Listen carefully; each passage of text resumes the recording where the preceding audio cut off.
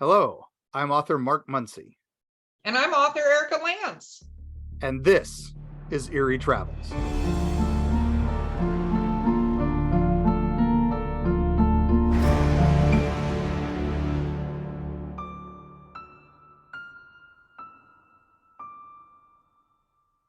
Greetings, travelers. Greetings, travelers. You need to Wow. get into this with me. It is haunted holidays, and I've had Wow. nothing from you. That was very, very musical. Oh my gosh. I used to do musicals when I was a kid. Oh man, no, I have no talent for music. I can't even carry. What my dad used to say, I couldn't carry a tune with a bucket. Oh, okay. I bet you had buckets because, anyway, discussing how you grew up, there are probably plenty of buckets, and if you couldn't put a tune in any of them. Yeah, no. And what was funny is I was a professional singer when I was a kid. I lost the ear, so that was it. So. Ditto, ditto, but mine was when I was a little bit older. So today we have some special episode. I could use words. And what's very cool is this is because many of our travelers have requested this topic. Many, and we've held it off, but it's a haunted holiday, so it's finally going to happen. And not only this topic, we decided to bring a good friend of the show, a good friend of mine, and what I consider one of the premier, frontline investigators right now. And we've had a few requests to have him on. So I was very pleased that when he was able to make some time in his busy schedule to join us today. So without further ado, let's bring on Mr. Bigfoot Anon himself, Connor Flynn. Yes. Good to be here. Good to spend some time with you guys. Mark, it's awesome always to see you. Ever since we've linked up for the first time, it's just been history ever since. Yep. I think the last time I saw you, you led me into a cave where I fell on my ass. So, that was perfect. So, it was always good to go hunting with people who know what they're doing. So anytime that you can get underground in the state of Florida, that's something special for sure. I know, right? There's 6 places you can do that. And that was definitely Wait a minute. You went into a cave in Florida? Those exist? Yeah. Up near Connor's place. Connor's up at the Panhandle. And so it's a little more common up there. There are a couple places down along the peninsula, but it's not that's even less there. But where Connor took me to one I'd never been to. Oh, wow. So Connor, tell us a little bit about yourself. I know I gave you a little bit of an intro before we get into, and we'll mention my cave expedition at some point. For sure. Well, my name is Connor Flynn. I'm originally from Cleveland, Ohio, the Mistake on the Lake, and then I moved down to Florida. I'm an author, an investigator, a filmmaker, and really just an explorer. I feel like that's like my main purpose to be here on Earth is to seek answers and to seek mystery and to find more about myself. That's what I end up seeing after all of my research. But it's been an amazing journey moving down south and really finding out that I was meant to walk this path just because I've seen what is all waiting for me and all the cool people and all the strange unraveling mysteries and then all the treasure that hopefully is still waiting on my path. Connor, I gotta ask, what got you started in this? Because very few people grow up and say, I want to be a Bigfoot hunter. Well, being from Ohio, we have the Ohio grassman, and that was always a topic when we went camping or hunting. And my cousin Eddie actually had like a little encounter with an Ohio Bigfoot on my grandfather's property. Early morning, he was being trailed by something while going to his tree stand. So just it always being in the atmosphere always pushed me. And then I watched Unsolved Mysteries with my mom and then was huge in the outdoors. So really just the big brother, the one that guides you in the forest. There's Mother Nature and then there's something actually here physically that can be that bridge. So that always just excited me. And then, really just riling up my friends and sneaking out at night. It was just the fun thing to do. So yeah, I feel like it was my environment created me, and then I just ran with it and kind of fine-tuned all the in between. So yeah, but I've definitely had some childhood strange encounters, just then mixed with some good campfire stories. you get me, who's just excited to really run after all these strange stories. And boy, do you run. I've never seen someone with more energy, especially in this field, because most of us have all been like, all right, well, we're gonna do this and this, and Connor's the guy. I'm there. I'm already there. Where are you guys? I've been here 12 hours. Hey, But someone's got to be that spear. And, I like to think that energy is contagious, and if someone sees that I'm running full speed at it or just excited about something, then hopefully that can pass over. And sometimes that's what people need, is just a little bit of kind of someone else to start it, or a little bit of herd mentality starts once there's a leader. And, let's make the best of weird things in these modern days. 100%. you've had, like you said, you've had some strange encounters and stuff. So let's say, what's the one that stands out the most? The one that stands out the most would probably be in Flat Rock in Evergreen, Alabama, last year with Matt Williamson from Supernatural Spectrum. We went out there to go check out Flat Rock's property because he's had some close sightings. He's had some very interesting footage that has garnered a lot of views online. Sadly, his family lost a dog. A couple family members have moved out, and they have the Conecuh River go right through the backyard. And Conecuh River actually has some real, documented Bigfoot sightings that have had, professional investigators come out. So it's very cool just to be in the heart of it. And there's actually a documentary called The Town That Loved Bigfoot, and it's about Evergreen, Alabama. Well, my buddy lives just a little bit on the outside, Flat Rock, and they have Flat Rock boogers. So we went out there for a weekend, and Matt, and this Tyler Howell dude, who actually had a videotape of a juvenile skunk ape that Matt Moneymaker went crazy with, and it was a really cool video. It was really awesome too, just because Tyler, I saw the article about him. I tried calling him multiple times, and then weeks later we end up doing a camp out together, and now we're buddies. So it's really cool how sometimes your idols or sometimes your research subjects become your friends. And right here is a perfect example of that. I feel like I grew up reading Mark, but I feel like I grew up in the cryptozoology market reading Mark. So it's so cool that now we're peers, and it's already transformed that, I felt the same thing to people. So it's a cool feeling. But that first night we were in Flat Rock, and he had a dish that he was getting sounds with, and I had my recorder at base camp. And the dog was starting to go crazy at these weird little chirps. And they were all around the forest. They were trying to, I feel like, guide the dog away from where the main action was happening. Well, we actually recorded 3 of them harmonizing and singing to each other in the night. And that was super cool because weeks later, Doug Highcheck actually listened to the footage and the audio, and he confirmed that it was something strange. And he was able to isolate the sounds and really break it down. So it was very cool. And that was night 1. Of course, it was very strange in the tent, but Matt and I were in a tent together, and then Tyler was in the other tent. The second night, Tyler went home. So Matt and I were in separate tents, and Flat Rock was begging us to stay in the yard to sleep right by the house. But we're like, no, we have to stick to the plan. So we took our golf cart, went deep into the woods, and then we stayed at the base camp. And so we felt like we heard something walking alongside us or paralleling us to the camp, but it was too early in the night for us to get all creeped out. We end up going into our tents. Matt fell asleep early, so I feel like I was out there alone from 11 to 6. But we ended up falling asleep, and then about 4 a.m. I hear something really heavy walking alongside our tent, and I wake up a little bit and I go, hey.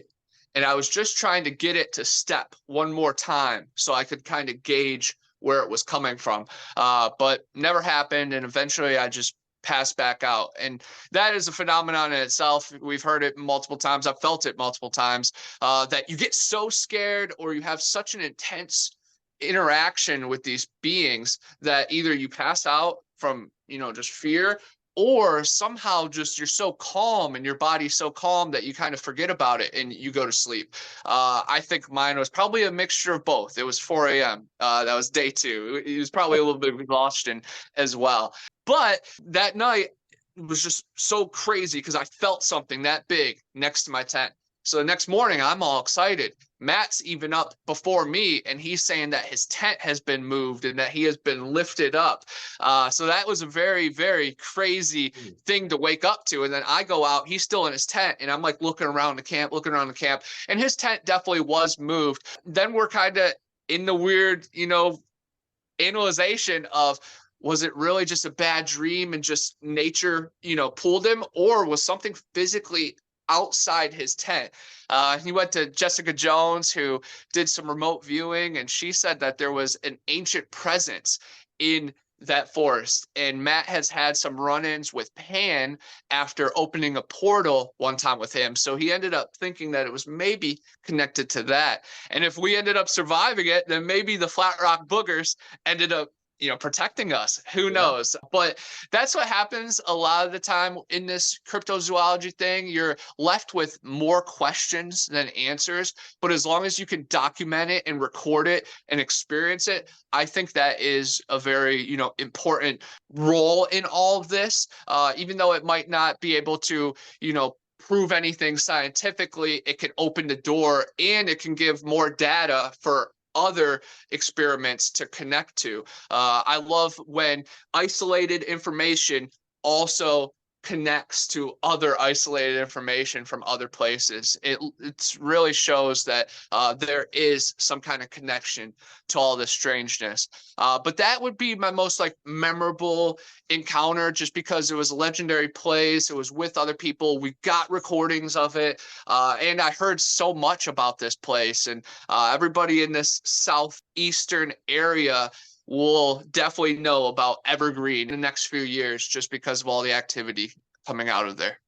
Yeah, that area is definitely blowing up. When we went on our trip up there, we were up near Mariana, and we did Destin and a few other the beachy towns, and people don't realize just outside of those is nothing but forest, and it goes all the way to Mississippi, Alabama. It's either forest or swamp, and that's all you got. And people don't realize that. And the little small towns in there, like Flat Rock, just there you go. That's where these things tend to go. Now, one of my favorite, you did a video on, and it's one of my favorite, I like to call it Skunk Ape adjacent, and that would be from the town of Two Egg, which Florida can't have nice things. Everything has to be named stupid when it comes to Florida. So that's why we don't have Bigfoot, we have a skunk ape. But Two Egg has a very specific one, and I know you're an expert on it. So I would love to hear your take on the monster of Two Egg, or what is he? Yes, Two Egg stump jumper. That is a legendary Bigfoot out of the Florida Panhandle. They say it's Shrek-like, a little bit smaller than the typical Bigfoot, but a lot more aggressive. And I've actually talked firsthand to people that have had encounters and run-ins with this creature, mostly late night fishing. There's a couple, I guess they would be like inlets that you have to kind of get a little bit too. You take your boat or your kayak for a half mile, and then you can get deep into the woods, and they say that's where he protects. So I think there might be some kind of treasure or special spring back there. But yes, the Two Egg stump jumper. Two Egg is originally named after the original idea in the town that if you didn't have enough money to pay for some of your groceries, mostly milk, you could trade your 2 eggs for some milk for the day or for the week. So it's a really cool story about the small town loving.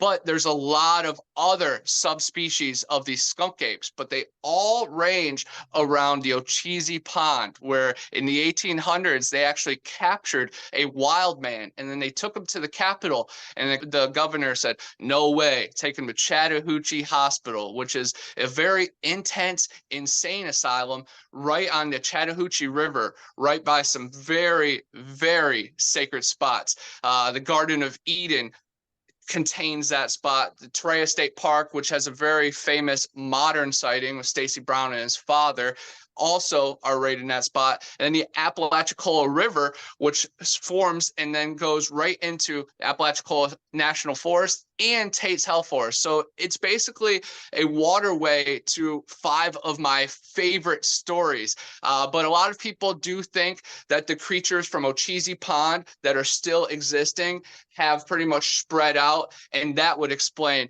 the 2-egg stump jumper. So it's really fun when all the stories start to combine. While we're on legends, and since I brought it up, I might as well bring up Tate's Hell as well. That was also say that right next. God, especially after I know you guys went to Carabel when you were in this area. You got to see the Carabel Hotel, which has a lot of ghost stories after all those people got ill, after the ghost ship came in with the disease. And then, of course, the Carabel Serpent in 1896 is 46-foot long. Water dragon, sea monster, was shot down. And a lot of people say it's a ribbon fish or an oarfish, but we don't know. But yes, back to the inland is Tate's Hell. Back in 1874, C.B. Tate actually went into a sinister cursed swamp after his dad had an agreement with a medicine man for decades before that not to go in. But of course, CB was very desperate once he got a new wife, and she was particular with her foods, and they were desperate and on hard times. But CB's dog ran away, chasing off a panther, and then ran into the forest. And of course, Tate had to run after it. The next 7 days, he was searching and pretty much surviving in the swamp. He was bit by a rattlesnake. He drank dirty water. And they say that he was taken care of by an Amazon wild woman during the night. I like to believe that is a female Sasquatch. He was also hunted by swamp giants. I would say those were the male Sasquatches, or maybe some visions of some things that he was seeing because of the venom. But eventually, after 7 days, he crawled out into Carabel, and he told the person, "I'm CB Tate, and I came from hell." And he died right there. And I've actually hiked right through Tate's Hell Forest, and it is treacherous. And there is a lot of stuff going on. I've taken my ghost box out there, and that was picking up weird frequencies. And then when you spend the night out there near Bloody Bluff, it's a campsite very close by. You are attacked by mosquitoes, yellow flies, and horrible things during the night, horrible sounds. But one really cool story about Bloody Bluff is that there's a ghost hearse that will chase you at 4 a.m. out of there. And it's never chased me out of there, but I was attacked by all those monstrous mosquitoes and insects. And I've never, ever complained about insects or mosquitoes or yellow flies, at least to this point. But when I got there, I was attacked when I was checking out the cemetery. So that was its own like supernatural element to itself. Bloody Bluff is a location. It's about 100 feet tall, and they used to march people to their death off of there. And you could still hear their screams and cries. And of course, I believe that these places with extreme, intense energy and horrors would attract these beings in the modern time. Wow. That's for those of you listening, that is literally just that big kind of bend area of Florida that gets hit with so many hurricanes. Maybe there's a reason for that too. But that area, that whole Tate's Hell Forest is amazing. It's beautiful, but it is also very, very deadly. So just, be careful when you go out there and all that. So get a guide like Connor, but definitely, pack your energy drinks, because otherwise you ain't keeping up with them. Well, that and apparently the most intense mosquito and other thing spray ever. I will never be doing that. Mosquitoes love me. No way. No way. Already normal mosquitoes love me. I don't need enhanced mosquitoes. We were in Kentucky where there are no mosquitoes at the time of the year we were there, and they were attacking you. How did that happen? Because I'm so sweet, Mark. That's why. All the way up from Florida to find you. Yeah, they were just like, oh, she moved states. Let's go get her. They were following along. Eerie Travels, they come too. It's like one of those old Bugs Bunny cartoons where all the bugs make the big arrow and just fly. That's what they were doing right up the interstate behind us. So, all right, back to Bigfoot, Connor. Oh my gosh. So I know there's some people who, we always say, report it, report it, report it, report it. You saw it, report it. Even if you just have a glimpse, if if you've got footage, great. But if you don't, no problem. Just please report it so other people can corroborate it. Like you said, so that suddenly 10 years from now, somebody else, great uncle, tells a story and it matches that sighting. Oh, now suddenly it's a little more believable. So where would you recommend people report? Because I know there's some controversy with, some of the sites. So what would you recommend? Yeah, the most basic answer for just the normal person would be to go to the BFRO. That is the best database. That is the most straightforward place to just report your Bigfoot sightings. Of course, there's a little bit of controversy there because they like to stay very grounded and supernatural, and all that kind of gets pushed aside in their stories. And sadly, with these beings, we have to just report all the data because any detail could connect to another story. So it's sad when very important data is omitted. In the day and age of now, Facebook, it's not necessarily you or I's route, but for a normal person, there is hundreds of good groups online. I wouldn't run to your first group. I would reach out to multiple groups and see where you are accepted or feel where your beliefs align with these people's, and then find some like-minded people and move slowly, because some people really just jump the gun and then they're just buried with hatred and unfair questions. And then some questions are fair, but they need to be in a right process because it is just very extreme. But then there's also some very good researchers out there, so that are very easy to reach. So I would go to, online and research your area. If you're down here in Florida, there's plenty, of course, Marie Dumont in Central Florida, Kathy Westerman in Ocala, Stacy Brown and I, Mark Muncy, Robert Robinson. In Florida, if you have a sighting, there's plenty of people to go to.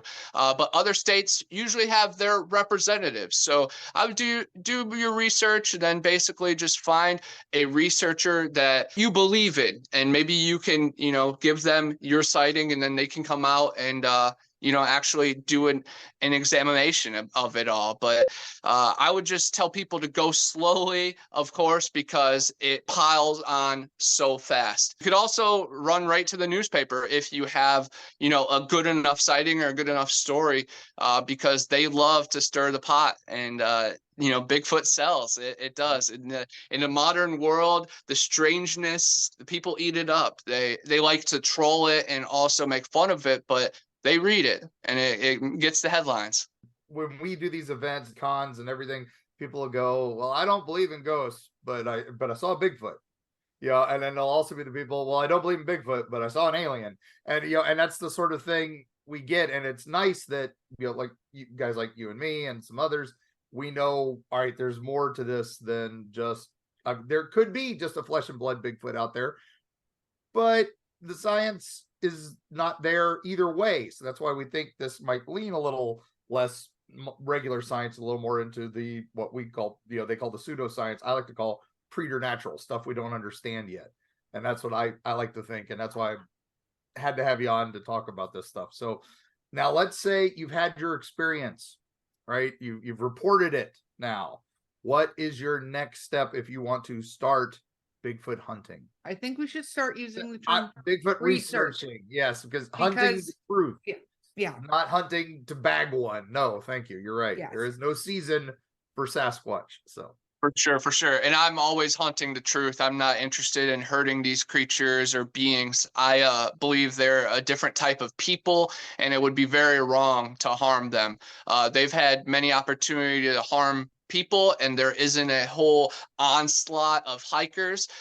So I think we need to, live fairly with these beings.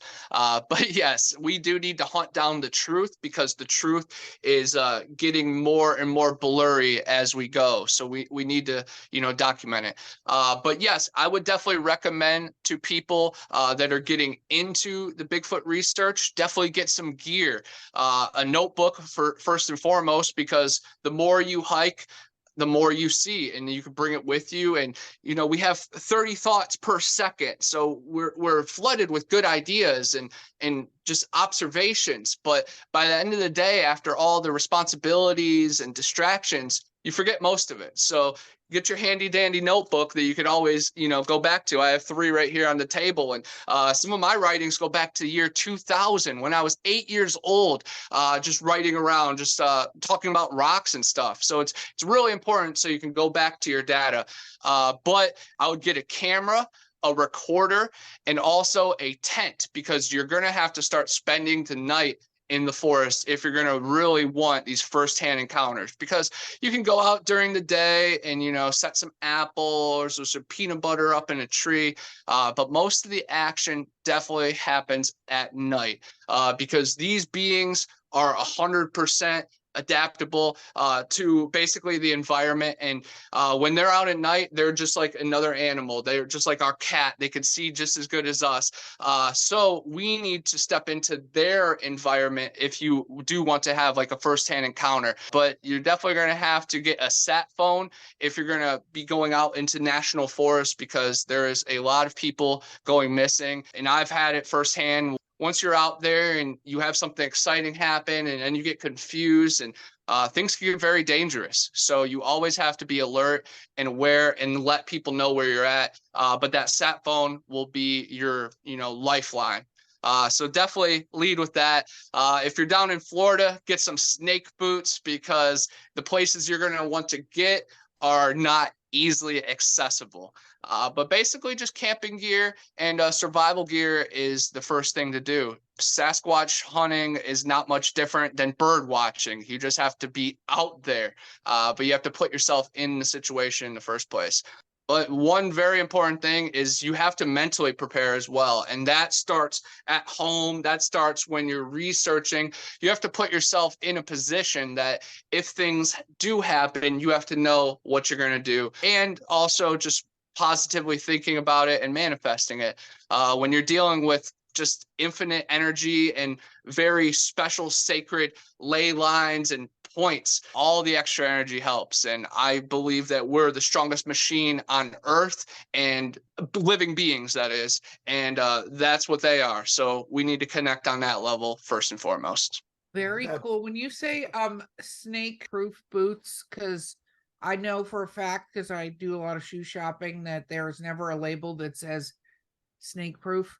So what do you mean when you're saying that? Because as an avid shoe person, I know for a fact that I've not seen any boots that say snake proof. Yeah, most of the snake proof boots are usually at Bass Pro Shop or Dick's, because they are really thick and they go up to your knees, and they're generally like more than $100. Of course, the hiking boots that are really thick, they might do the job, but those are definitely still not Eastern Diamondback snake proof. The snake proof boots are heavy duty. You would have to go somewhere special to buy them, but I do say they are very important. Yeah, I just want to make sure we send people in the right direction. You're not getting snake proof boots at Walmart.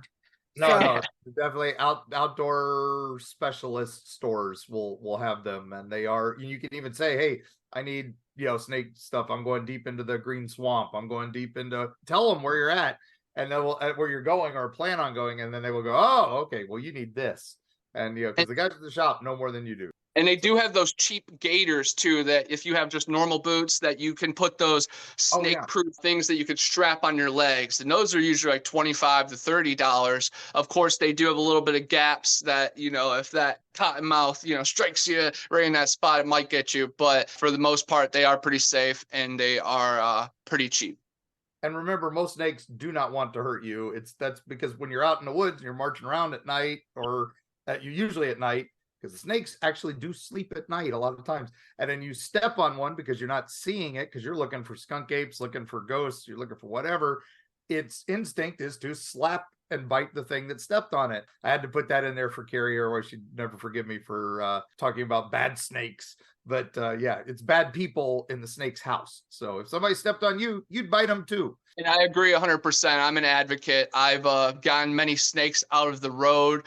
I think it's very important that we have to coexist. And I've never seen a violent or an aggressive snake. They're usually just trying to get away. But yes, of course, if you step on them, they are gonna snap at you. So we just have to be prepared for that one log, what we, misstep or miscalculate.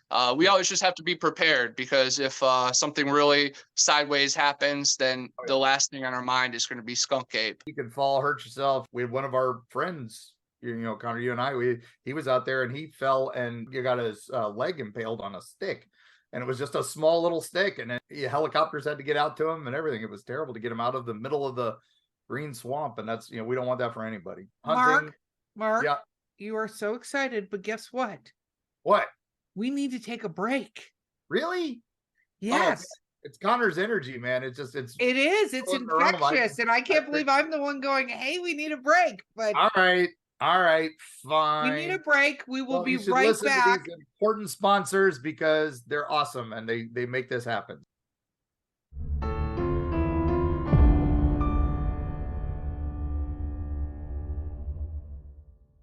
The sweltering heat of the Florida sun breaks as a chill runs down your spine. A dark shadow looms from a nearby tourist trap. You didn't expect to find this kind of shade in Florida. If only there was some sort of travel guide to steer you through the spookier locales. Well, you're in luck, reader. Join author Mark Muncy and Carrie Schultz as they lead you through the darkest locations in the Sunshine State in creepy Florida. Available from History Press and at fine bookstores everywhere. Destiny Beard, the lyrical soprano who will haunt your dreams.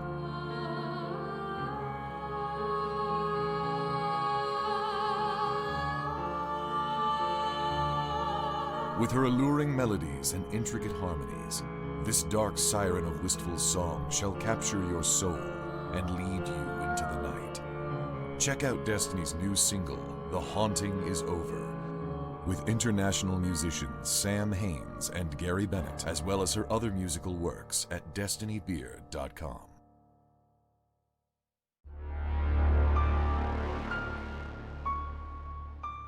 Are we back yet?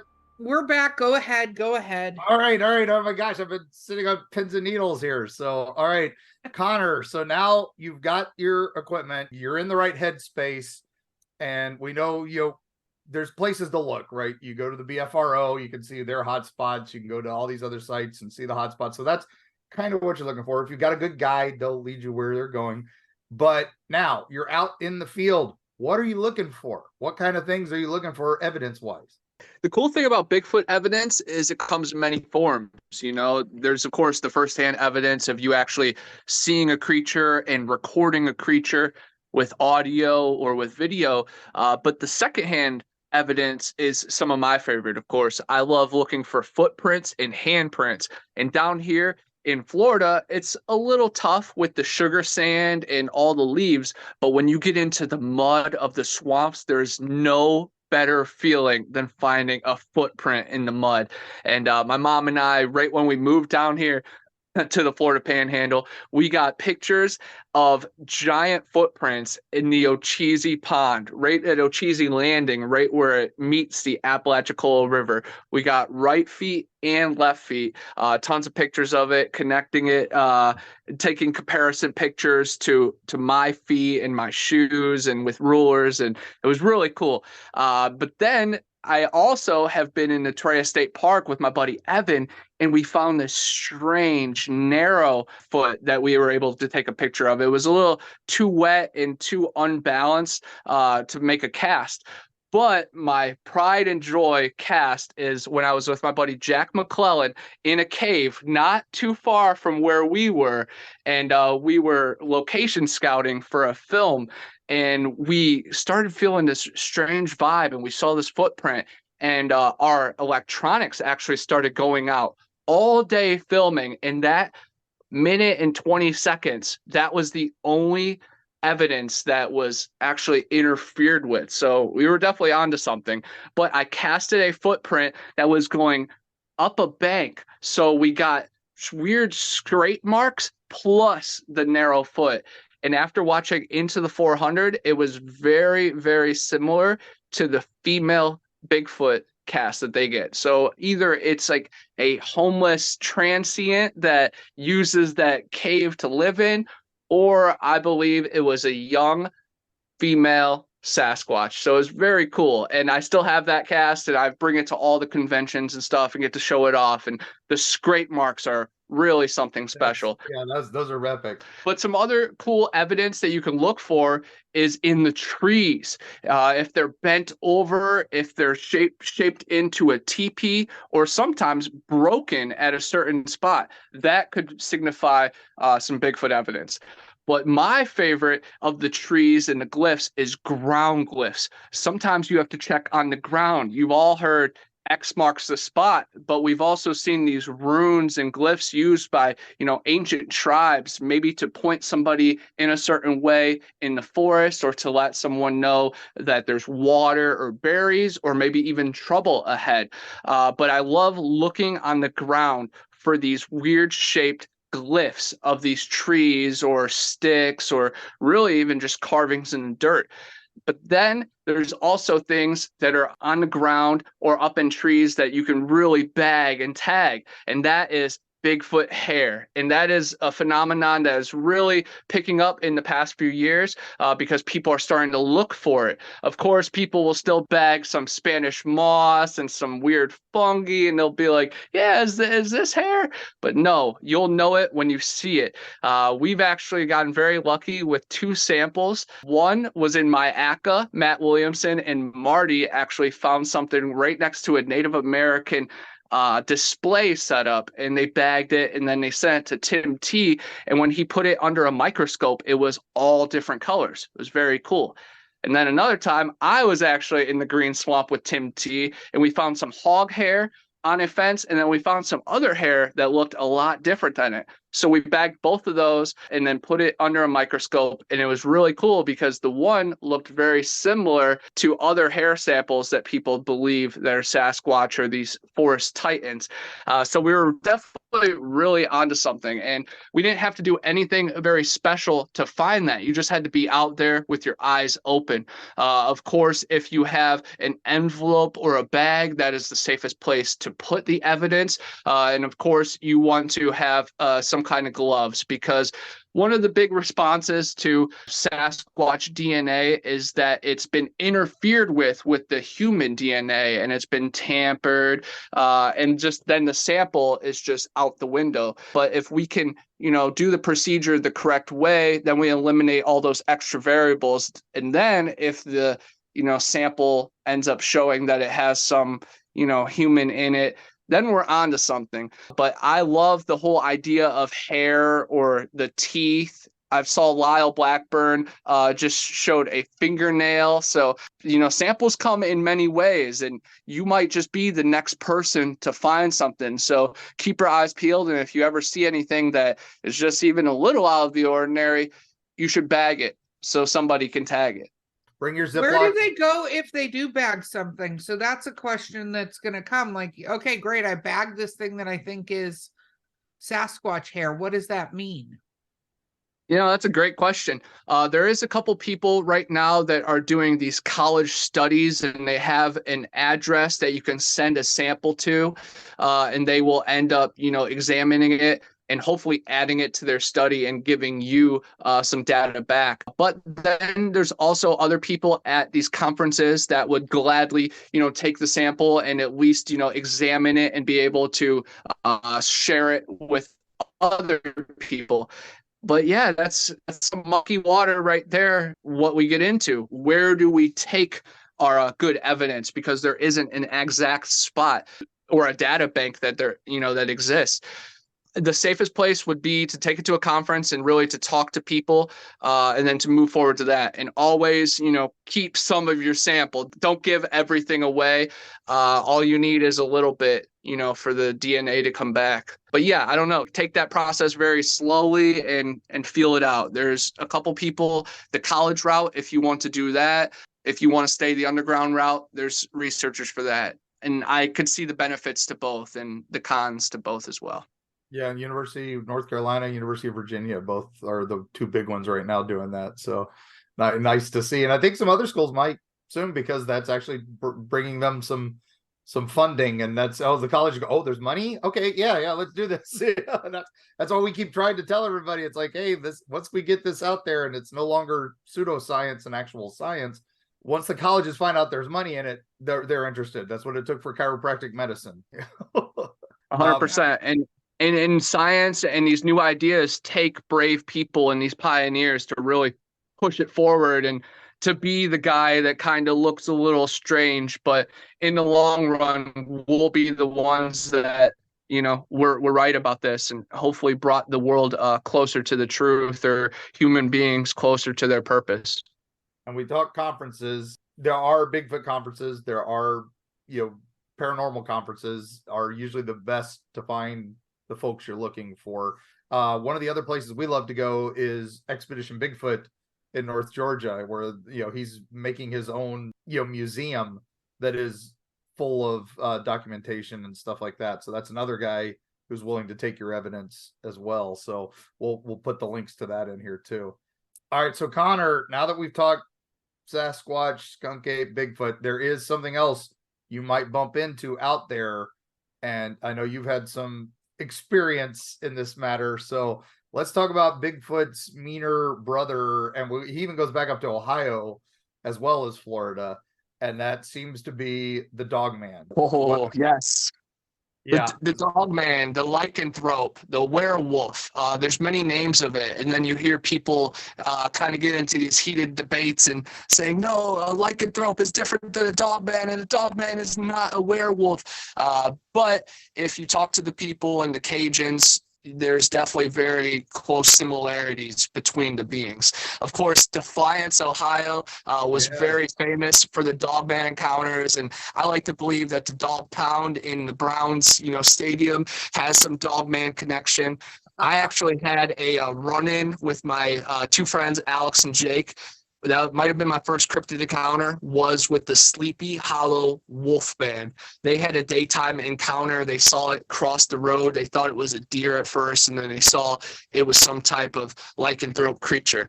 I heard about it for weeks and weeks, and then finally I got to sleep over at Alex's house right before a golf league on Saturday. So it was a Friday night, and we were shooting pool in his basement, and he's got those walkout glass, so you can just see everything into the woods. And after a few hours, we all just got the chills just randomly. So our sixth sense kicked in. We turn off the lights and we start peeking through this little window, and we see this hulking being down in the gully about 40 yards away, right on the wood line. And they're like, that's the Wolfman. That's the Wolfman. And it was darker than the night. That's pretty much the only thing I remember. I just remember it being frozen. We dove back into the staircase for a little bit, just a couple seconds. We peered back out. It was gone. The rest of the night, we were so nervous. I remember just being curled up in a ball. We were watching Saving Private Ryan, and we ended up going upstairs and sleeping up in his room. The next morning, Alex's mom was like, "Why didn't you guys sleep in the playroom?"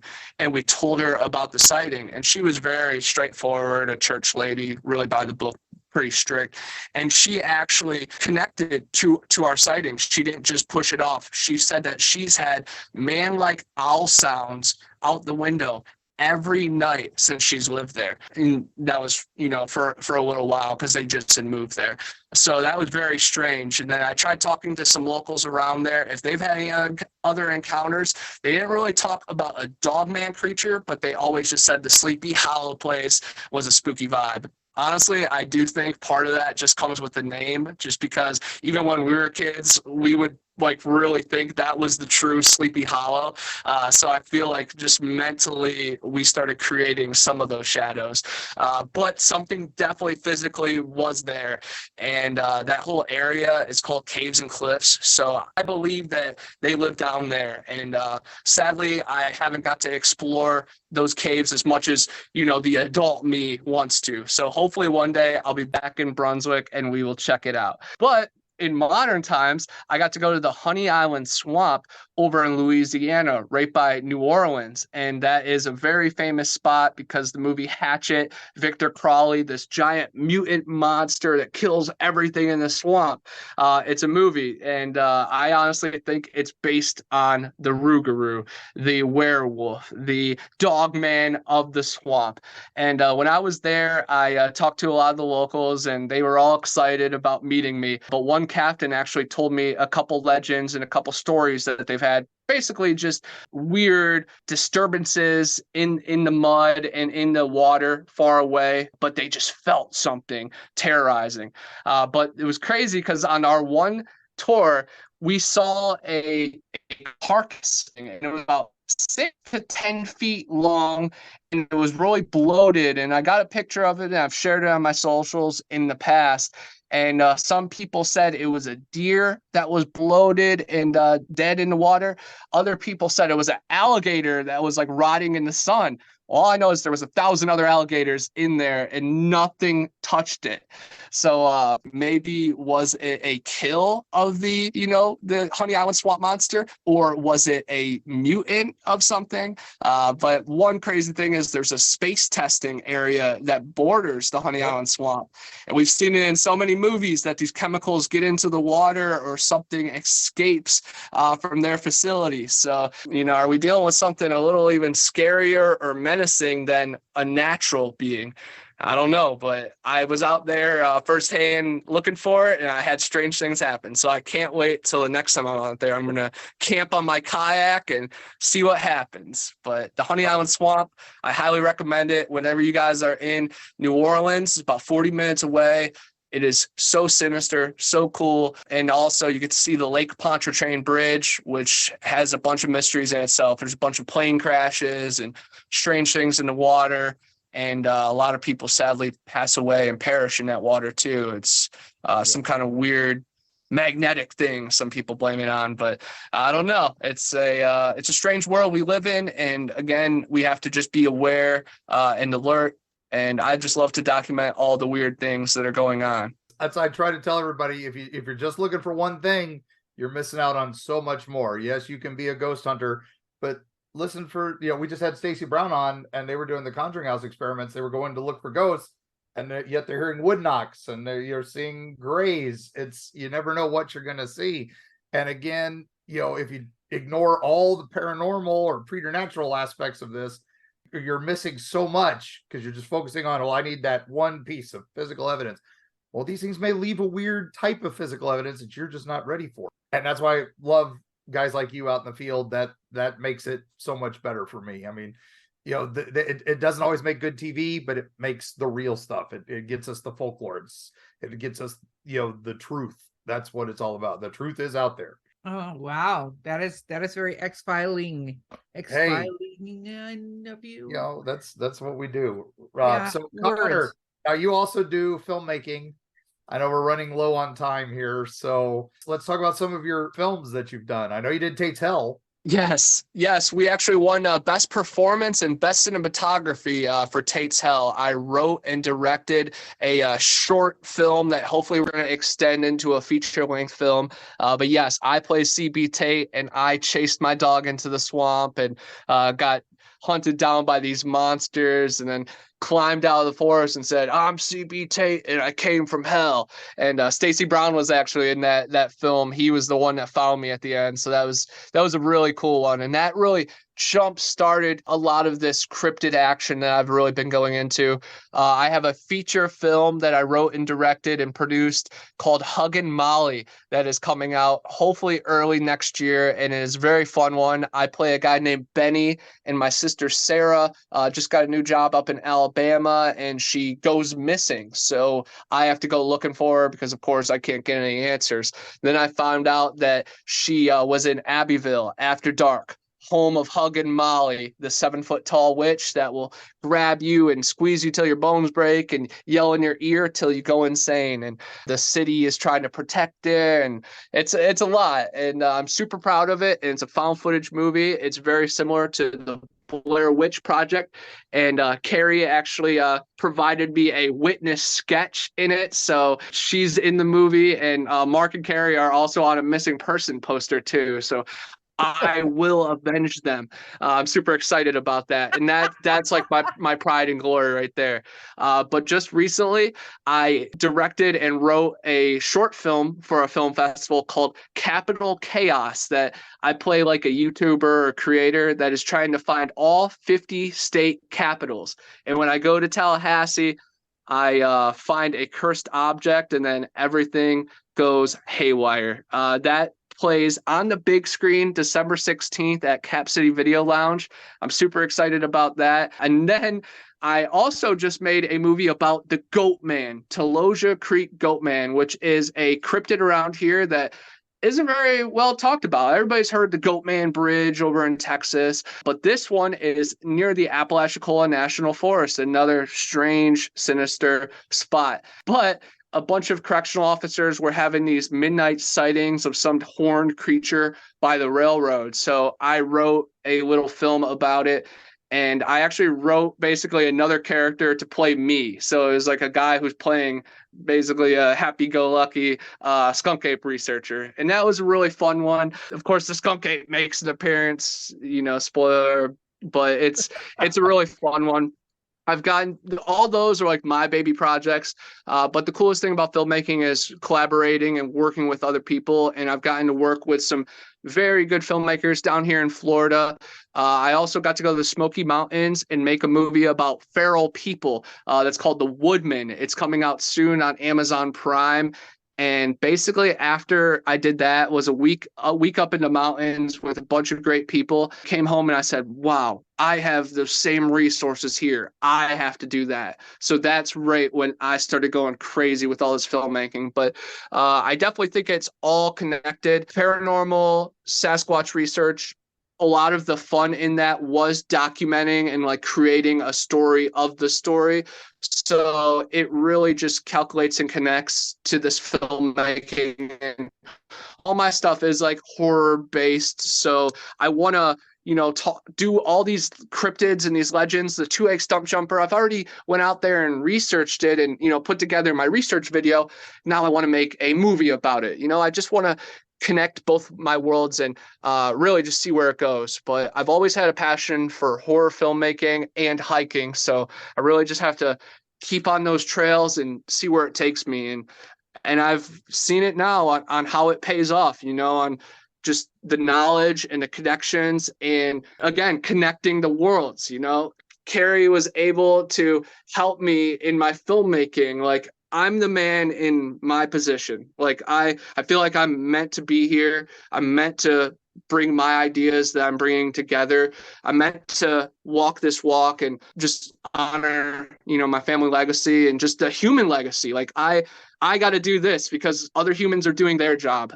So I just want to be out there and meet as many cool people, and also just be out there, setting a tone for other people that want to write books, make movies, and hike in the woods and tell their friends about it. And really, I just want to, inspire people to be themselves, because that is enough. And I feel like that's when I go the farthest, is when I'm just staying true to who I am and who I want to be. So, don't fall into any of the trolls or any of the negative stuff with cryptozoology. Just find what makes you happy in it and run with it and stick close with the people, and it all makes sense. And there's a lot of dark days, and there's a lot of questions, and there's a lot of times thinking, is this worth it, or is there better things in the world? And if it makes you happy, then no, there's nothing better out there. And there's so many mysteries and so many cool stories. Don't let the fakers, don't let the naysayers, don't let any of the negativity get to you. Just let it build you stronger. And that's what I try to live by every day. And I try to remind myself that too when times get hard. Shameless self-promotion time, Connor. Where can people follow you and find all these wonderful things? Yes, my books are on Amazon. Connor Flynn, ConnorFlynn. Eerie, swamps, not spelled Eerie like Eerie, Florida, which is so cool that again the Eerie brothers have came together. Yeah, But it was, when I saw it, I was like, "Hey, he's doing something. I know that area, so great." it all connects, you know. But I'm very proud of my books. If I had to recommend one book, it would be Eerie Swamps: Road Trip to Eden. That was my baby, my pride and joy. That really started it all. My books are on Amazon. I have a TikTok, Bigfoot Anon, YouTube, Bigfoot Anon, Instagram, Bigfoot Anonymous. If you just Google my name or anything you use for Spotify, Apple Music, podcasts, if you just Google my name, it will pop up. But yeah, I don't know, just support what comes out in the future. Hopefully it'll be on Tubi and Amazon Prime. But yeah, I'm just really looking forward to the future, and hopefully one of these TV shows, you know, pick me up. And I haven't cut my hair for that, you know, because I'm like, oh, the crazy Bigfoot researcher with long hair is a lot cooler than just a normal dude. But even if I do have the short hair, you're still gonna get this crazy, exciting energy. So hopefully all just happens at the right pace, and yeah, just, you know, enjoy your days because you don't know when it's your last, and make people around you feel comfortable, and be kind, because the world will show you all the beautiful things it has to offer when you're in your right place. I love that. Heck yeah. Yay. Heck yeah. Well said, sir. So, Erika, any last questions? Oh, I have a million questions, but I'll just corner Connor at our next event we're at and ask him there, or we'll invite him back onto the podcast and have him within his next projects and stuff coming. Then I can take over, since I let you go fanboy on the entire situation. Yeah, thanks, Erika. I appreciate it. You kept me in quell for Stacy. I got to have fun with Connor there. So Yes. But all right, Connor, we will see you at the next event soon, I'm sure. It's something. And if nothing else, we're going to get you up here to go stomping around the Smoky Mountains with us.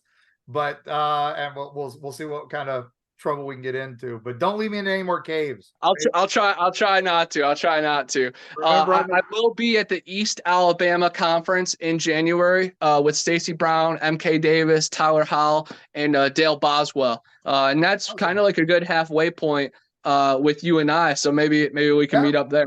Yeah. You know, we'll reach out to them and see if they want us. But you know, if nothing else, we might make a day trip of it. But anyway, gang. So thank you, listeners. Thank you. I hope you enjoyed Connor Flynn as much as we did. He is an incredible person, and we loved having him on the show. And please like, share, subscribe. If you get a chance, go to paranormality-magazine.com or paranormality-mag.com. Vote for us as one of your top 10 podcasts. We love seeing that. We like being on that list. And if nothing else, gang, check the links down below. Follow Connor, buy some of his merch. It helps the show. It helps him. And as always, gang, when you're out in the swamps, remember, watch out for snakes. Watch out for terrible things that could hurt you, but keep your eyes open for other things that are there to be explored and learned. And we will see you on the other side.